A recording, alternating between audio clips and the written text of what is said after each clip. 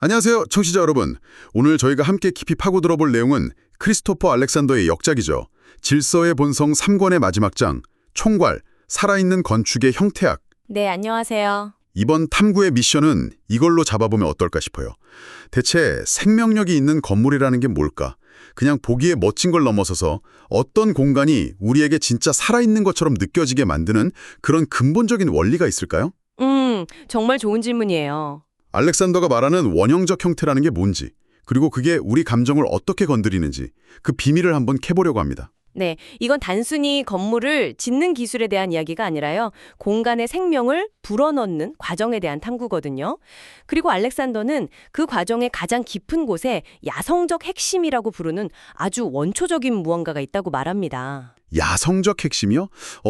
단어만 들으면 건축과는 좀 안 어울리게 거칠고 뭐랄까 공격적인 느낌인데요.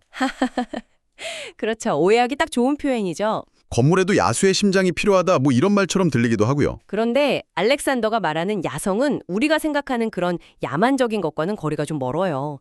그는 이걸 스트라빈스키의 음악에 비유하는데요. 아, 스트라빈스키요? 네, 근데 아주 격렬하고 폭발적인 봄의 제전이 아니고요. 오히려 지극히 단순하고 절제된 병사의 이야기에 가깝다고 설명을 해요. 아, 그건 정말 의외네요. 봄의 제전은 정말 충격적이고 원시적인 에너지로 유명한 곡이잖아요. 오히려 그쪽이 야성적이라는 단어에 더 어울릴 것 같은데. 바로 그 지점이 핵심이에요. 여기서 말하는 야성은 복잡하고 화려한 기교가 아니라 모든 군더더기를 걷어내고 남은 가장 본질적인 힘을 의미하거든요. 어허. 아프리카 부족의 조각품이나 조르주 루오의 그림처럼요. 기술적으로 세련되진 않았지만 그 형태 자체가 가진 원초적인 힘이 사람 마음을 그냥 바로 관통하잖아요. 네, 그렇죠. 그런 날것의 느낌.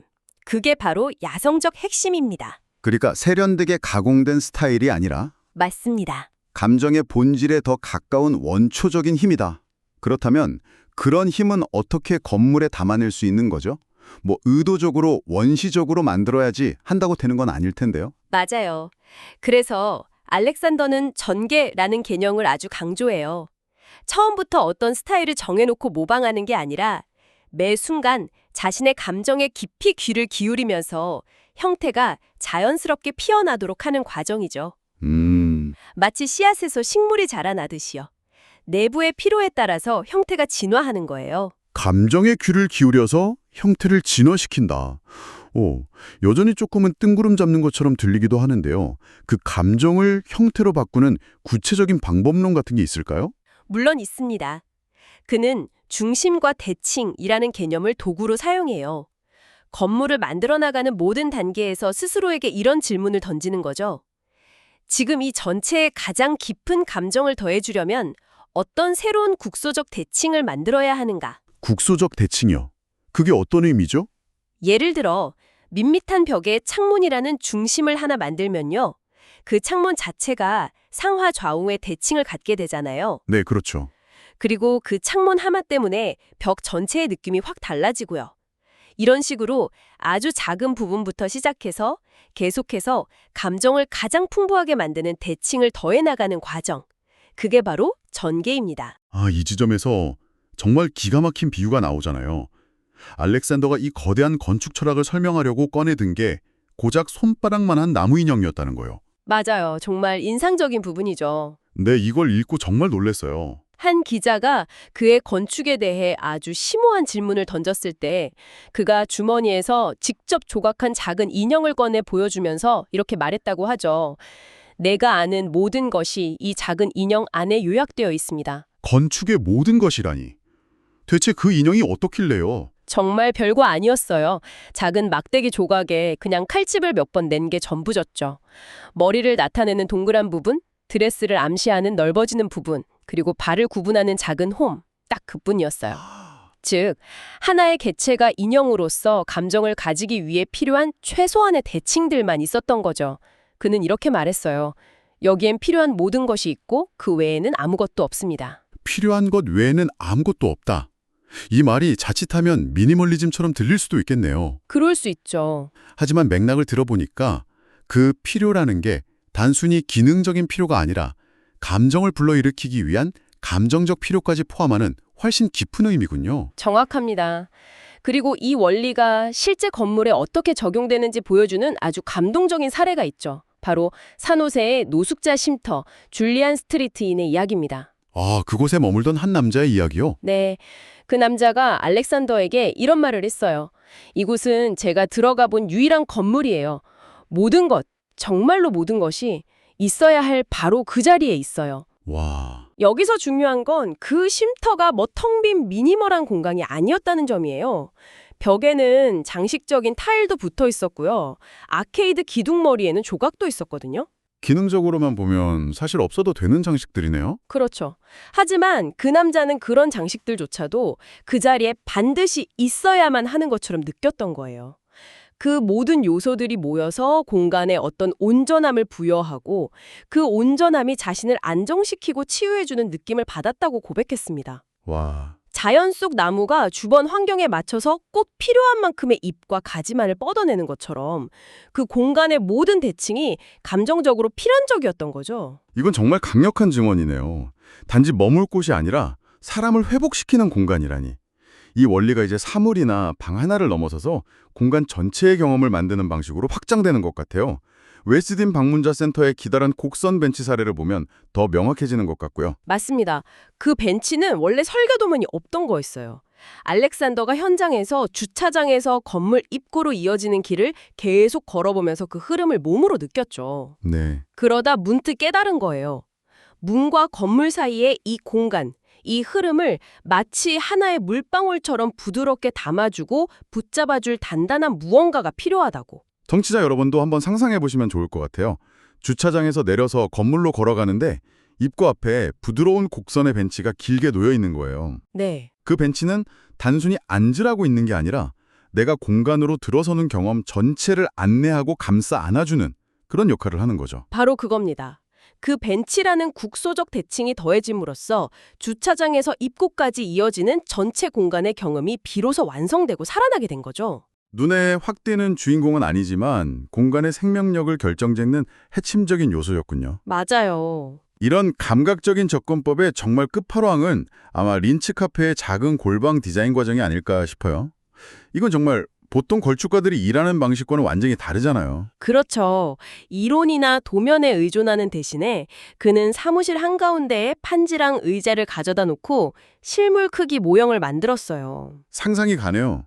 동료들은 열심히 일하는데 한가운데서 건축의 대가가 판지로 집짓기 놀이를 하고 있는 거잖아요. 아마 다들 이상하게 쳐다봤겠죠. 네, 그런데 반전은 그가 직접 그 모형 안에 앉아보면서 영혼의 편안함을 느낄 수 있을 때까지요. 테이블 길이나 등받이 각도 같은 걸 몇 센티미터씩 미세하게 조정을 했다는 거예요. 우와, 잠깐만요. 그렇게까지 미세하게 조정한다고 해서 정말 큰 차이가 느껴질까요? 그냥 기분 탓은 아니고요? 좋은 질문이에요. 하지만 알렉산더는 바로 그 미세한 차이가 결정적이라고 믿었던 거죠. 그리고 그렇게 직접적인 경험과 감정을 통해서 찾아낸 완벽한 기하학적 형태가 실제 건물에도 그대로 적용됐고 결과는 대성공이었습니다. 결국 한번 앉아본 직원들이 거기서 나오려고 하진 않았다는 거잖아요. 맞아요. 그 허술한 임시 골방이 순식간에 사무실의 명소가 된 거예요. 이론이 아니라 살아있는 감각이 형태를 빚어낸 가장 확실한 증거였죠. 이 사례들을 쭉 듣고 보니까 겉보기엔 다 다른데 작은 인형, 쉼터의 타일, 곡선 벤치, 카페의 골방 결국 이 모든 걸 꿰뚫는 하나의 더 큰 그림, 어떤 핵심 원리가 있는 것 같네요. 네. 알렉산더는 그걸 가장 깊은 불변의 속성이라고 불렀어요. 살아있는 구조가 가진 공통적인 특징을 한 문장으로 압축한 건데요. 살아있는 구조는 전체적으로는 비대칭적이지만 그 안에는 가능한 한 가장 높은 밀도로 국소적 대칭들이 빽빽하게 들어차 있다는 겁니다. 조금 복잡하게 들리는데요. 전체는 비대칭인데 내부는 대칭으로 꽉 차 있다고요? 오래된 나무 한 그루를 떠올려 보시면 쉬워요. 아, 나무요? 네. 나무 전체의 모양은 어떤가요? 바람을 맞는 방향이나 햇빛이 드는 곳에 따라 제멋대로 자라서 비대칭적이잖아요. 네, 그렇죠. 하지만 그 나무를 가까이서 들여다보면 모든 잎사귀, 모든 가지가 뻗어나가는 방식, 나뭇결 하나하나에 저마다의 완벽한 국소적 대칭들이 빽빽하게 들어차 있죠. 아, 건물도 마찬가지라는 거예요. 주변 환경에 잘 적응하기 위해서 전체적으로는 비대칭적인 형태를 띠면서도 내부적으로는 풍부한 생명력을 갖기 위해 수많은 국소적 대칭들로 가득 차 있다는 의미입니다. 아, 이제야 이해가 딱 되네요. 살아있는 건물은 마치 한 그루의 나무 같다는 거군요. 그래서 그의 건물들이 그렇게 풍부하고 복합적인 느낌을 주는 거였군요. 맞습니다. 그는 여기서 더 나아가서 강한 원형과 약한 원형을 구분하기도 하죠. 네. 지금까지 우리가 이야기한 대부분의 사례, 그러니까 살아있는 구조를 가진 좋은 전통 건축물들은 대부분 약한 원형에 속해요. 이건 넓은 범주죠. 반면에 강한 원형은 훨씬 더 희귀하고 경외심을 불러일으키는 형태를 말합니다. 예를 들면요. 예를 들어 터키의 알라이딘 모스크나 수천 년 전에 그려진 선사시대의 독수리 벽화처럼요. 그걸 보는 순간 우리의 존재 자체가 뒤흔들리는 듯한 깊은 감동을 주는 것들이요. 그 둘의 차이는 대체 어디서 오는 걸까요? 어떤 기술의 차이인가요? 기술적인 차원을 넘어선다고 봐요. 알렉산더는 강한 원형이 단지 살아있는 구조를 만드는 과정을 넘어서서 만물의 근원, 존재의 바탕에 대한 의식적인 탐구가 더해질 때 비로소 달 수 있는 경지라고 말하거든요. 거의 영적인 탐구에 가깝네요. 그렇죠. 야성적 핵심에서 시작해서 영적인 탐구까지 정말 깊어지네요. 그런데 이 모든 깊고 심오한 과정의 결과물이 결국 지향하는 게 거창하고 위대한 작품이라는 점이 정말 흥미로워요. 맞습니다. 오히려 정반대 방향으로 가는 것 같달까요? 이 책의 마지막 반전이죠. 네, 알렉산더는 진정으로 살아있는 세계의 형태는 극도로 평범하게 보일 것이라고 단언해요. 그가 예시로 보여주는 사진이 아주 상징적이에요. 어떤 사진이죠?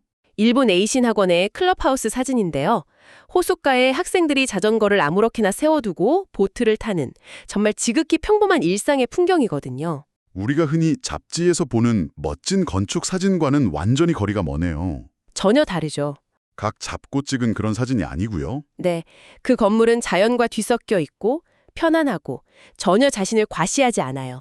나 좀 봐줘 라고 소리치지 않죠. 그저 그곳에 있는 사람들의 편안함을 위해서 건축가의 어떤 애고도 없이 그저 올바른 것을 만들고자 하는 소망에서 비롯된 결과물일 뿐이에요. 아, 진정한 생명력은 아주 특별하고 대단한 것에서 오는 게 아니라 가장 깊고 편안한 평범함 속에 깃든다는 것을 보여주는 장면입니다. 내하성적 핵심이라는 강렬한 개념에서 시작해서 극도로 평범함이라는 놀라운 결론에 도착했네요. 건물의 심오한 생명을 불어넣는 과정이란 게 결국은 우리가 가장 우리답게, 가장 편안하고 자연스럽게 머물 수 있는 장소를 만드는 깊고 감각적인 여정이라는 역설을 발견하게 되는 것 같아요. 네, 마지막으로 청취자분들께 이런 생각할 거리를 한번 던져보고 싶어요. 알렉산더는 이 모든 과정이 감정을 강화하는 대칭을 계속해서 더해가는 것이라고 했잖아요. 네? 지금 당신이 진정으로 아끼는 공간이나 사물을 한번 떠올려 보세요. 아늑한 내 방의 한 구석일 수도 있고 늘 앉는 편안한 의자 아니면 아끼는 컵이라도 좋습니다. 그 안에서 아주 단순한 대칭들을 발견할 수 있나요? 그리고 그 대칭들이 당신에게 어떤 감정을 만들어주나요? 어쩌면 우리가 무심코 좋다고 느끼는 디자인의 본질이 바로 이 감정에 기반한 성공적인 대칭들의 조용한 합창이 아닐까요?